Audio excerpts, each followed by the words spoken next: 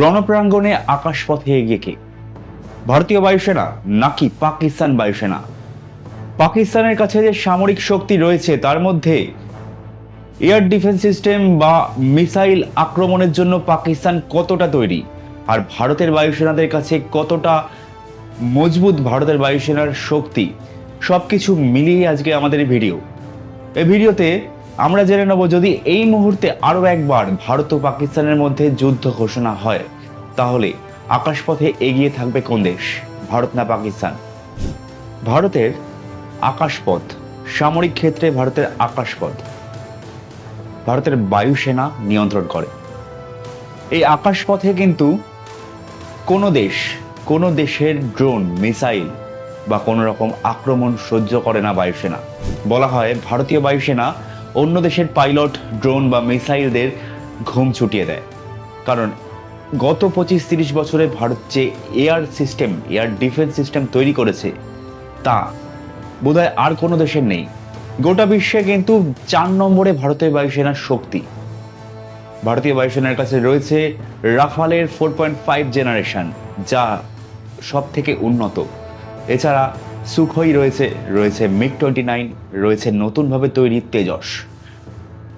তাই ভারতের বায়ুসেনার যে আক্রমণ জোরদার হবে তা বলার অপেক্ষা রাখে না। আর শুধু আক্রমণই নয়, ভারতের সব থেকে বড় সুবিধা হচ্ছে তারা আয়রন ডোমের মতো, ইসরায়েল যেমন আয়রন ডোম তৈরি করেছে সেরকম ভারত কিন্তু সীমান্ত এলাকায় একটি ডোম তৈরি করেছে, যা এয়ার ডিফেন্স সিস্টেম। সেই এয়ার ডিফেন্স সিস্টেমে রয়েছে রাশিয়ার S-400, অর্থাৎ 400 কিলোমিটার দূর পর্যন্ত মিসাইল সঠিকভাবে লক্ষ্যে পৌঁছতে পারে ভারতীয় বায়ুসেনা। এই S-400 ব্যবহার করে কিন্তু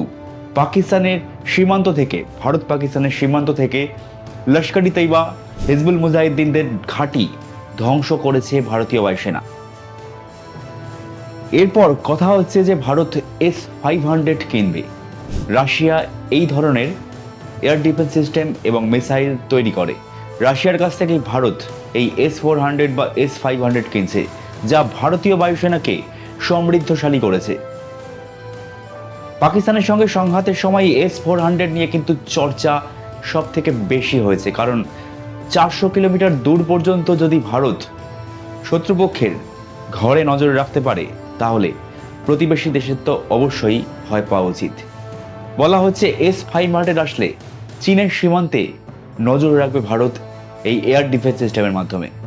তো সবকিছু মিলিয়ে ভারতীয় বায়ুসেনার কাছে এমন কিছু যোগান, এমন কিছু অস্ত্র রয়েছে যা সব মিলিয়ে ভারতকে সীমান্ত থেকে সুরক্ষিত করছে। এছাড়া ভারতের রয়েছে AWACS আর এয়ার রিফুয়েলার।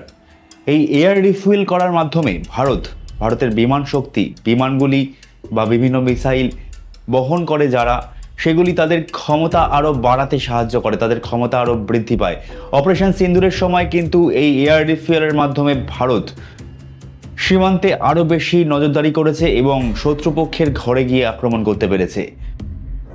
সব মিলিয়ে ভারতের যে বায়ুসেনার কাছে যে অস্ত্র, সেই অস্ত্রগুলো ভারতের বায়ুসেনাকে অনেকটাই মজবুত করে তুলেছে আগামী দিনে। তাই যে কোনো শত্রুপক্ষ ভারতের বায়ুসেনাকে সমঝে চলবে বা ভয় পাবে।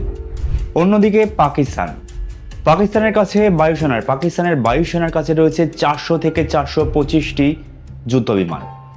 তার মধ্যে JF-17, যা নিয়ে সব থেকে বেশি চর্চা চলছে পাকিস্তানে। এই JF-17 চীনের সঙ্গে যৌথভাবে তৈরি। JF-17 ব্লক 3ও রয়েছে পাকিস্তানের কাছে।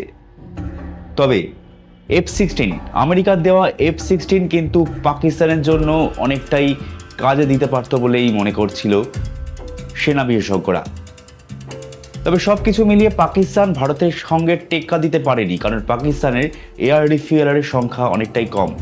পাকিস্তানের যে এয়ার ডিফেন্স সিস্টেম, সেই এয়ার ডিফেন্স সিস্টেম ইলেকট্রনিকভাবে নিয়ন্ত্রিত হয়।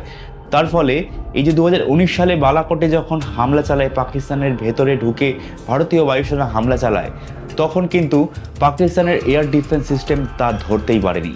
আর বর্তমানে 2025 সালে দাঁড়িয়েও পাকিস্তানের এয়ার ডিফেন্স সিস্টেম ততটাও মজবুত নয়। তাই পাকিস্তানের ভেতরে শুধু পাক অধিকৃত কাশ্মীর নয়, এবারে যে 9টি জায়গায় ভারতীয় বায়ুসেনা হামলা চালিয়েছে, সেই সন্ত্রাসবাদীদের ঘাঁটিতে হামলা চালিয়েছে, তার মধ্যে 4টি কিন্তু পাকিস্তানের মধ্যে।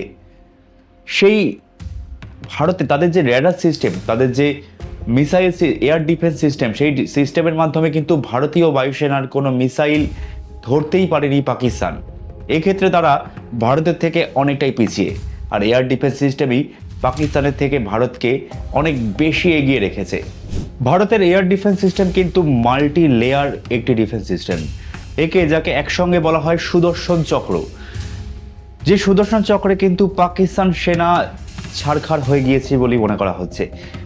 এর মধ্যে যেমন রয়েছে S-400, যা রাশিয়ার বড় ট্রাম, যা 400 কিলোমিটার দূর পর্যন্ত 36টি টার্গেট লক করতে পারে। 400 কিলোমিটার দূর পর্যন্ত একসঙ্গে 36টি মিসাইল উড়ে যায় এবং তাদের নির্দিষ্ট লক্ষ্যে পৌঁছে যায়।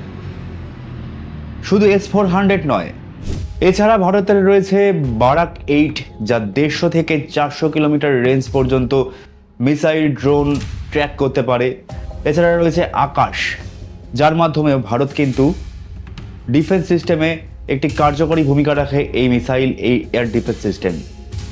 আর এছাড়া রয়েছে QRSAM।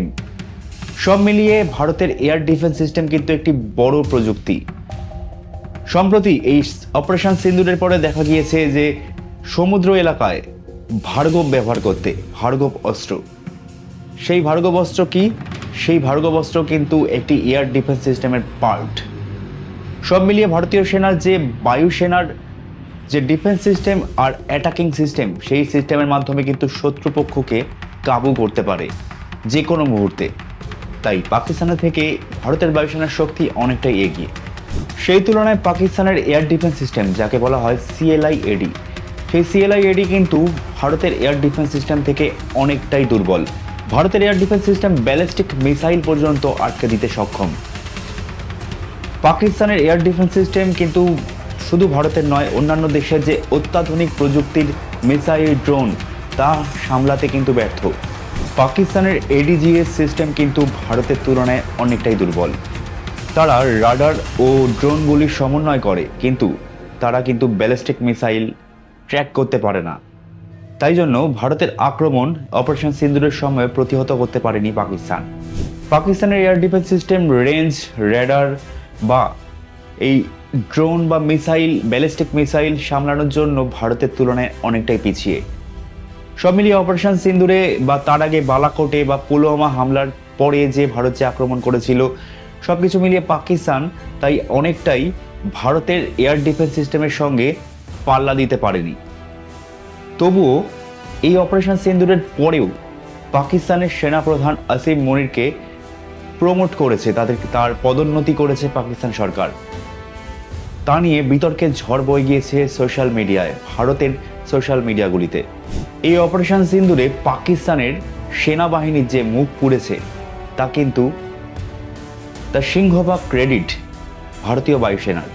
ভারতীয় বায়ুসেনা সীমান্ত থেকে যে আক্রমণ চালিয়েছিল, তার ফলেই 9টি জঙ্গি ঘাঁটি ধ্বংস হয়ে গিয়েছে এবং অধিকাংশ জঙ্গি, মানে যারা ওখানে ট্রেনিং করছিলেন বা প্রশিক্ষণ নিচ্ছিলেন, তাদের অধিকাংশ জঙ্গি মারা গিয়েছেন বা জখম হয়েছেন।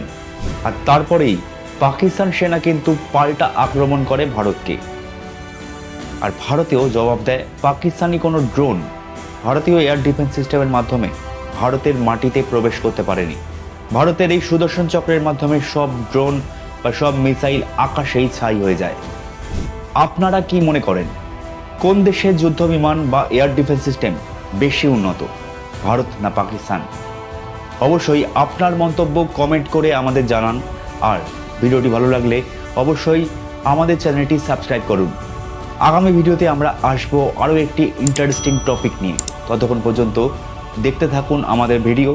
আগামী ভিডিওতে আবার আপনাদের সঙ্গে দেখা হচ্ছে। ফলো করুন এডিটর জি বাংলা।